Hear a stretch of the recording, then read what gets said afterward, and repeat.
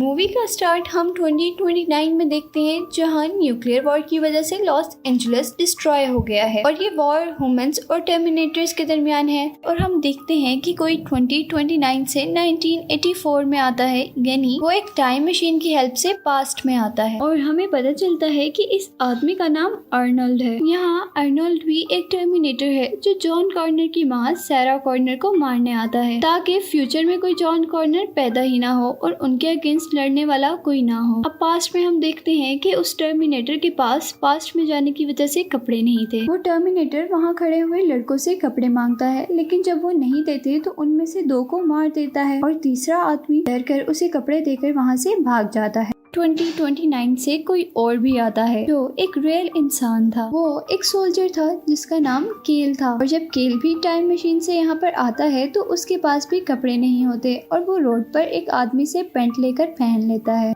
लेकिन वहीं पर पुलिस आ जाती है और उसे पकड़ने के लिए उसके पीछे भागती है और जब पुलिस उसे पकड़ लेती है तो वो पुलिस की गन छीन कर उन्हें चकमा देकर वहाँ से भाग जाता है। और अब हम केल को एक फोन बूथ पर देखते हैं। हाँ, वो फोन डायरेक्टर से सारा कॉर्नर का एड्रेस लेता है, लेकिन वहाँ उसे कॉर्नर सैरा नाम की 3 लड़कियां मिलती हैं और वो वहाँ से वो पेज लेकर चला जाता है। अब सीन अर्नोल्ड पर शिफ्ट होते हैं, जहाँ हम उसे एक वेपन शॉप पर देखते हैं। वहाँ से वेपन लेकर उस शॉप के ऑनर को मारकर वहाँ से निकल जाता है। इसके बाद अर्नोल्ड भी कॉर्नर सैरा को ढूंढता है और उसे भी 3 कॉर्नर सैरा मिलती हैं। अब अर्नोल्ड भी वो पेज लेकर वहाँ से निकल जाता है। यहाँ अर्नोल्ड फर्स्ट एड्रेस पर जाता है और वो डोर पर एक लेडी से उसका नाम पूछता है और जब वो कहती है कॉर्नर सैरा तो वो उसको मारकर वहाँ से आगे बढ़ जाता है। अब ऐसे ही वो दूसरी कॉर्नर सैरा को भी मार देता है और लास्ट कॉर्नर सैरा की तलाश में निकलता है। मूवी में अब हम उस कॉर्नर सैरा को देखते हैं जिसको मारने के लिए वो टर्मिनेटर पास्ट में आया था। इधर सारा अपने फ्रेंड के साथ एक अपार्टमेंट शेयर करती है और आज वो मूवी देखने के लिए घर से निकली है। इस वक्त उसके घर पर उसकी फ्रेंड और एक लड़का है। अब इस एड्रेस पर आकर वो टर्मिनेटर उस लड़की को मार देता है, ये समझ के कि वो लड़की सारा है और उसे लगता है कि उसका मिशन कंप्लीट हो गया। यहाँ दूसरी तरफ हम सारा को देखते हैं, फील करती है कि उसको कोई फॉलो कर रहा है, लेकिन वो सब इग्नोर कर एक क्लब में चली जाती है। देखते हुए उसे पता चलता है कि किसी ने 2 कॉर्नर सैरा को मार दिया है। सुनकर उसे अजीब लगता है और वो वहाँ की फोन डायरेक्टरी उठाती है और जब वो उसमें अपना नाम देखती है तो उसे पता चलता है कि उसमें 3 कॉर्नर सैरा हैं और उसके नाम से पहले वाली 2 कॉर्नर सैरा को कोई मार चुका है। सारा इस सब सिचुएशन से बहुत ज्यादा परेशान थी और उसे अभी भी फील हो रहा था कि कोई उसे फॉलो कर रहा है, इसीलिए वो पुलिस से हेल्प मांगती है। और यहाँ हमें पता चलता है कि पुलिस भी उसकी प्रोटेक्शन और किलर को पकड़ने के लिए उसे ढूंढ रही थी। सीन्स अब अर्नोल्ड पर शिफ्ट होते हैं, जो अपना काम खत्म कर वहाँ से जाने ही वाला था कि उसको सारा की रिकॉर्ड मैसेज आता है, जो उस वक्त अपनी फ्रेंड से हेल्प मांग रही थी और साथ ही वो उसे अपने क्लब में होने का एड्रेस बताती है। बाद से अर्नोल्ड को अंदाजा हो जाता है कि उसने गलत लड़की को मार दिया है और रियल सारा अभी भी जिंदा है और अब उसका एड्रेस भी उसके पास था। क्लब में सारा को मारने आता है। वो सारा को ढूंढकर शूट करने ही वाला था, तभी केल अर्नोल्ड को शूट करके वहाँ से गिरा देता है और यहीं सारा को वहाँ से भागने का टाइम मिल जाता है। इधर अर्नोल्ड टर्मिनेटर होने की वजह से मरता नहीं है और दोबारा खड़े होकर हर तरफ शूट करने लगता है। तब में सभी लोग डरकर इधर उधर भाग रहे होते हैं कि एक लड़की जिसे अर्नोल्ड ने शूट कर दिया था वो सारा के ऊपर गिर जाती है और अब आखिर अर्नोल्ड सारा को मारने ही वाला था कि वहाँ पर दोबारा केल आ जाता है और उसे ज्यादा से शूट करके वहाँ से भगा देता है और खुद सारा को लेकर वहाँ से बाहर आ जाता है। यहाँ जब केल सारा को लेकर वहाँ से निकल जाता है तब अर्नोल्ड उन लोगों का पीछा करने लगता है। सारा इस बात से परेशान थी कि वो आदमी उसकी जान के पीछे क्यों पड़ा है और दूसरी इस बात पे हैरान थी कोई इंसान इतनी ज्यादा शूट के बावजूद कैसे बच सकता है।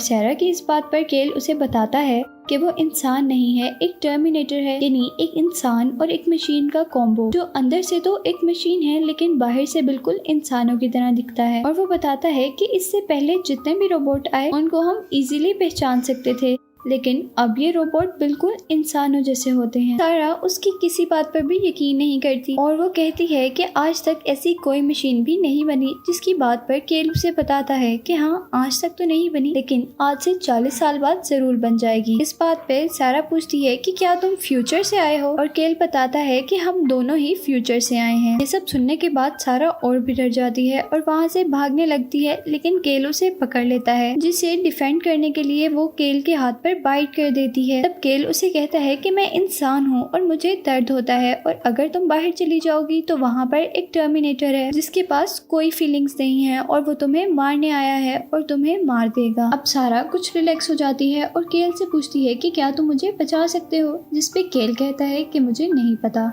और फिर सारा दोबारा पूछती है कि टर्मिनेटर मुझे क्यों मारना चाहता है। और फिर केल बताता है कि आज से कुछ साल बाद इंसान ऐसी मशीन्स और कंप्यूटर्स बनाएंगे जो सारा सिक्योरिटी नेटवर्क और कामों को हैंडल किया करेंगे। लेकिन आहिस्ता आहिस्ता वो रोबोट्स और कंप्यूटर्स इंसानों को अपने लिए खतरा लगने लगे थे। वो रोबोट्स इंसानों को खत्म कर रहे थे और लोग उनसे छुप छुप कर रहते थे। और तभी एक आदमी आता है जिसका नाम जॉन कॉर्नर है और वो उन टर्मिनेटर से इंसानों के लिए लड़ता है और वो जॉन कॉर्नर तुम्हारा बेटा होगा। और अब इन्हीं बातों के दरमियान वहाँ पर पुलिस और आर्नल्ड आ जाता है। आर्नल्ड कंटिन्यूसली उन पर शूट कर रहा था और वो तेजी से अपनी गाड़ी चला रहे थे। आखिर आर्नल्ड और केल की गाड़ी का एक वॉल से टकराकर एक्सीडेंट हो जाता है और वहीं पर बहुत सारी पुलिस मोबाइल्स भी आ जाती हैं। पुलिस सारा और केल को अरेस्ट कर लेती है और साथ ही जब वो आर्नल्ड की कार में जाते हैं तो आर्नल्ड उन्हें नहीं मिलता क्योंकि वो वहाँ से भाग चुका था। इधर सीन्स अब पुलिस स्टेशन में शिफ्ट होते हैं जहाँ पर केल से इन्वेस्टिगेशन की जा रही थी। वो उन लोगों को सब कुछ सच सच बता देता है कि वो फ्यूचर से आया है जिसे जॉन कॉर्नर ने भेजा है अपनी माँ की प्रोटेक्शन के लिए, क्योंकि टर्मिनेटर सारा कॉर्नर को मारना चाहते हैं ताकि फ्यूचर में कोई जॉन कॉर्नर ना पैदा हो सके। इस बात को सुनकर पुलिस काफी हैरान होती है और उससे पूछती है कि अब तुम वापस कैसे जाओगे, जिस बात पर वो कहता है कि अब मैं वापस नहीं जा सकता और मैंने आपको सारा सच भी बता दिया है और अब मुझे सारा कॉर्नर से मिलना है। वो ऑफिसर्स उसकी बात सुन तो लेते हैं लेकिन बिलीव नहीं करते और तब वो कहता है कि वो टर्मिनेटर यहाँ पर जरूर आएगा और सारा के साथ साथ यहाँ पर सब लोगों को भी मार देगा। और दूसरी तरफ इधर पुलिस स्टेशन में सारा को ऑफिसर्स तसल्ली देता है और कहता है कि तुम्हें यहाँ पर कोई कुछ नहीं कह सकता। और तभी हम आर्नल्ड को देखते हैं जो अब पुलिस स्टेशन में आ चुका था और सबको मारने लगा था। बातों को सुनकर केल और सारा दोनों समझ जाते हैं कि टर्मिनेटर वहाँ पर आ गया है और तभी केल जल्दी से अपने आप को वहाँ से निकालता है और सारा को लेकर एक कार में वहाँ से निकल जाता है और वहाँ पर वो लोग जंगल में छुप जाते हैं और रात भी वहीं पर गुजारते हैं। और सुबह होने पर वो एक होटल में आ जाते हैं जहाँ से सारा अपनी मदर को कॉल करती है। सारा की मदर बहुत ज्यादा परेशान थी और वो उसका एड्रेस जानना चाहती थी लेकिन सारा को ये सब बताने की परमिशन नहीं। सारा अपनी माँ को एड्रेस तो नहीं बताती लेकिन वहाँ का नंबर बता देती है। अब सारा की माँ उससे उसका ख्याल रखने का कहती है और फोन बंद कर देती है। पर दूसरी तरफ हम देखते हैं कि वो सारा की माँ नहीं बल्कि वो टर्मिनेटर आर्नल्ड था जो अब उस नंबर के जरिए उनके स्टे यानी होटल का पता कर सकता था।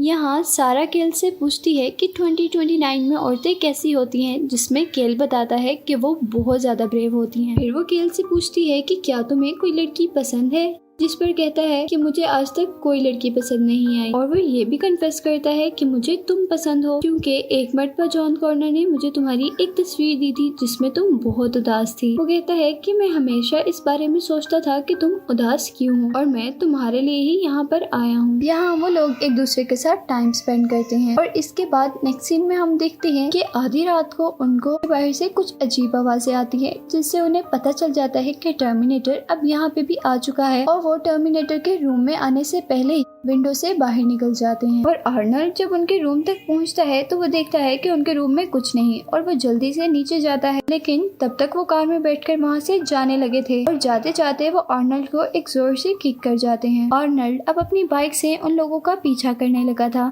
लेकिन यहाँ केल ने रात में होटल के अंदर आर्नल्ड को मारने के लिए कोई वेपन बनाया था और वो उससे बार बार आर्नल्ड को शूट कर रहा था। आर्नल्ड और केल की इस फाइट के दौरान केल को भी गोली लग जाती है और साथ ही केल की कार जो सारा चला रही होती है उसका आर्नल्ड के बाइक से एक्सीडेंट हो जाता है और बाइक बुरी तरह नीचे गिरता है। यहीं उनकी कार भी उलट जाती है और वो लोग भी इंजर्ड हो जाते हैं। और इसी दौरान पीछे से एक ऑयल का बहुत बड़ा ट्रक आता है और आर्नल्ड को अपने नीचे दे देता है। तभी ट्रक ड्राइवर नीचे उतर के आर्नल्ड को देखता है लेकिन इसी दौरान आर्नल्ड उसे जान से मार देता है और खुद ट्रक में जाकर बैठ जाता है और वो केल की कार को ट्रक के नीचे लाने की कोशिश करता है पर सारा और केल वक्त पर वहाँ से निकल जाते हैं। केल और सारा वहाँ से भाग रहे हैं और आर्नल्ड ट्रक लेकर उनके पीछे पीछे आ रहा है लेकिन यहाँ केल की किस्मत खराब थी क्योंकि वो जमीन पर गिर जाता है लेकिन आर्नल्ड के आने से पहले वो अपने आप को संभाल लेता है और एक फायर फायर उस ऑयल ड्रम में फिक्स कर देता है, जिससे ट्रक ब्लास्ट हो जाता है। और अब गेल और सारा को लगता है कि आर्नल्ड मर गया, लेकिन ऐसा नहीं होता।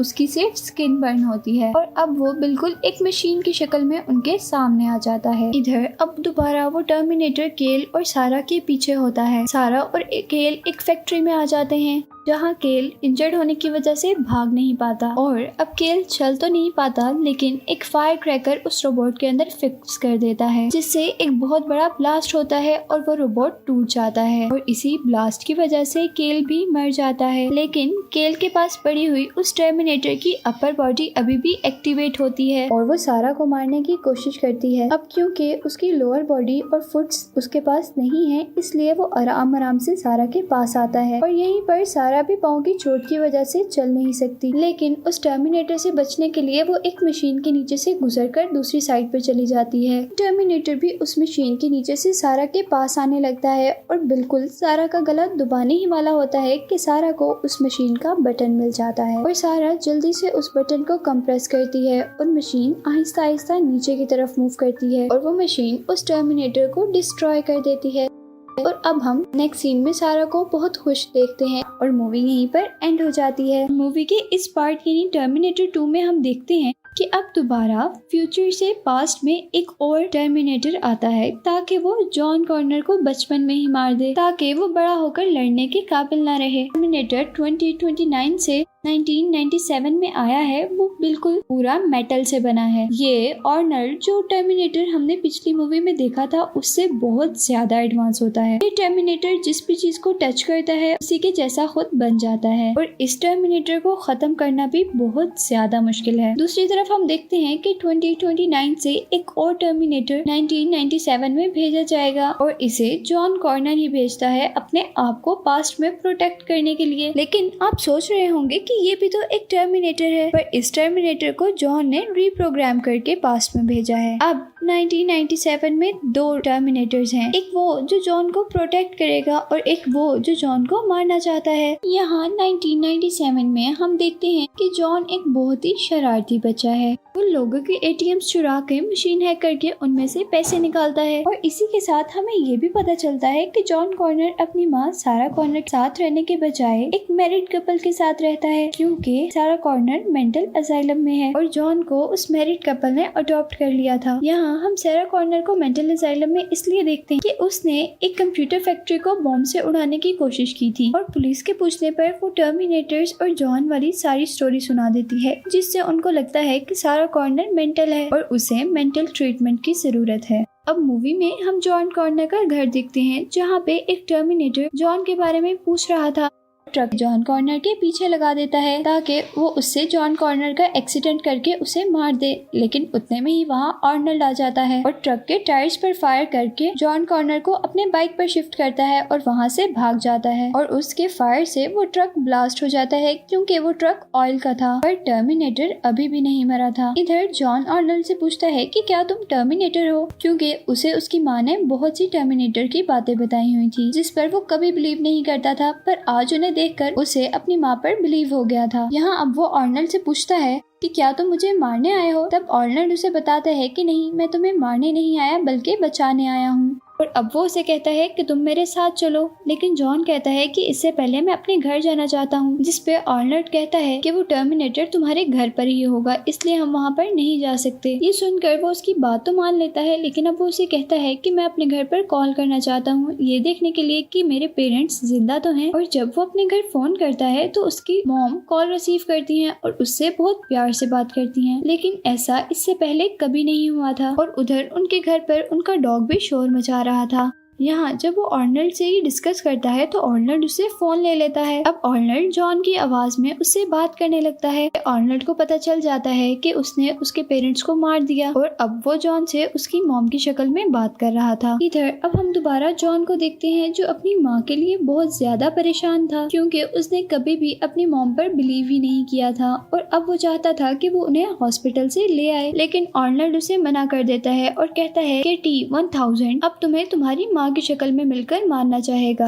और फिर वो उससे पूछता है कि वो टर्मिनेटर किसी के भी जैसा कैसे बन जाता है। तो आर्नल्ड बताता है कि वो पहले उस इंसान को मारकर फिर उस जैसा बन जाता है। ये सुनकर जॉन अपनी मदर के लिए और ज्यादा टेंशन में आ जाता है। यहाँ अब जॉन भागने लगता है ताकि वो जाकर अपनी माँ को बचा सके, लेकिन आर्नल्ड उसे पकड़ लेता है। तभी जॉन आर्नल्ड से कहता है कि मुझे छोड़ दो, और वो उसे छोड़ देता है, जिससे वो नीचे गिर जाता है। और अब जॉन दोबारा उस टर्मिनेटर पर गुस्सा होने लगता है, जिससे वो बताता है कि वो उसकी हर बात मानेगा। और फिर जॉन उसे ऑर्डर देता है कि तुम मेरी माँ को बचा कर लाओगे।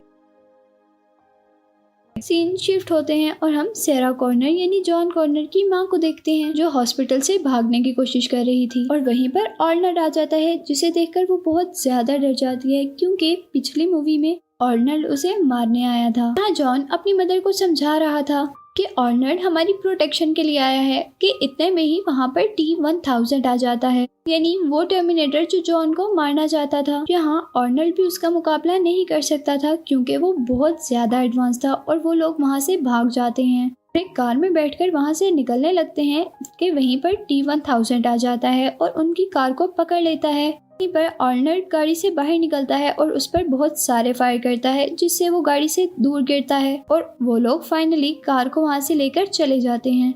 इधर अब हम देखते हैं कि जॉन को बचाते हुए आर्नल्ड के जिस्म पर बहुत ज्यादा गोलियां लग जाती हैं, जिसे सारा अब एक मैकेनिक शॉप पर जाकर निकालने लगती है। और इसी दौरान जॉन उससे पूछता है कि तुम कितने साल तक जिंदा रहते हो, और तब वो बताता है कि हमारी बैटरी टाइम 120 ईयर्स है। और फिर वो पूछता है कि तुम और भी चीजें सीख सकते हो, जिससे वो कहता है कि हम जितना ह्यूमंस के दरमियान में रहेंगे उतना ही उनको सीख पाएंगे। यहाँ अब दोबारा जॉन जब उसकी प्रोग्रामिंग के बारे में पूछता है, तो वो बताता है कि मेरे सर में एक चिप है जिसके जरिए मेरी प्रोग्रामिंग होती है। और साथ ही वो ये भी बताते हैं कि ये चिप कैसे निकलती है, और सारा उस चिप को निकालती है। लेकिन जैसे ही वो उस चिप को निकालती है, आर्नल्ड स्टैचू बन जाता है, और सारा अब उस चिप को तोड़ने लगी थी, लेकिन जॉन उसे रोक देता है। और जॉन अपनी माँ से कहता है कि आर्नल्ड हमारा फ्रेंड है, हमारा सिक्योरिटी गार्ड, जो हमारी प्रोटेक्शन के लिए आया है, और इसके बगैर हम मर जाएंगे। और हमारे पास सिर्फ एक यही एविडेंस है जिससे हम लोगों को यकीन दिलवा सकते हैं कि ये फ्यूचर से आया है। जॉन सारा को कन्विंस कर ही लेता है।